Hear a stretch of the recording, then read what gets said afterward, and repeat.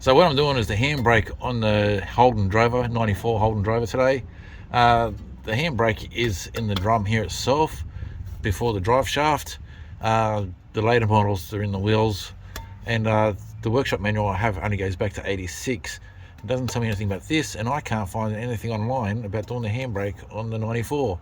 So I'm going to record this and take the drive shaft off, get behind there, and for anybody else that has the same car, I mean, like, chances of someone watching the video these days is slim because of the age, but nonetheless, we'll get it out there, put it on the web, and this will help someone else out one day. So first of all, I've got to get these bolts off. I'm going to first make sure they all turn first before I embark on trying to get them all off.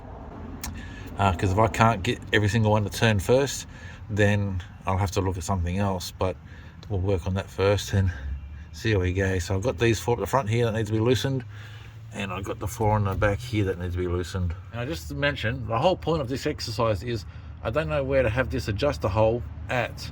Should it be on the side here and here, or is it here and here? You know, it could be anywhere. So it's a bit hard to get a camera in there to try and look around. We have to take it off so we can see what's going on and give it a proper adjustment. All right, so this next part is all those nuts and everything came off really easy.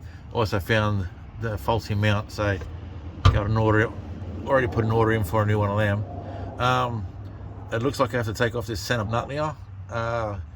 This doesn't look like it would slide over the threads. There's no sign of a gap there that give you an indication that that's going to slide off there, so I have to take that nut there off and see how we go. I've tried to zoom right in to have a look inside there to see if there's a difference between the material. It doesn't look like it, but it's really hard to tell. So I'll get the center nut off and we'll see how we go from there. Alright, so the drum's off and that's there. So that part came off pretty easy. Now getting this to turn, with the handbrake not working and the compression of the engine not being strong enough to stop it from turning, I've had to put a screwdriver into the shaft up here, if we can show you there. And I put a screwdriver into here, stop that shaft from turning. So then it gave me the resistance I needed to turn it, and once I stopped that front shaft from turning, the nut turned really easy then. But before that, it just everything else just kept on turning before I found a way of locking that the drive shaft in. Okay, so now the adjusters are here.